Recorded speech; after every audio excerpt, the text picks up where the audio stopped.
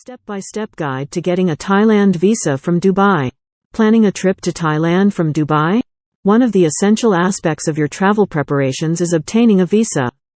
This step-by-step guide will walk you through the process of applying for a Thailand visa from Dubai, ensuring a smooth and hassle-free experience. Let's dive into the details. Step 1. Determine the visa type. Step 2. Gather the required documents. Step 3. Submitting the application. Step 4. Attend the visa interview, if applicable. Step 5. Pay the visa fees. Step 6. Track your application. Step 7. Collecting your visa. Conclusion. Applying for a Thailand visa from Dubai involves a systematic process that can be easily navigated with proper understanding and preparation. By following these step-by-step guidelines, you can easily obtain your Thailand visa.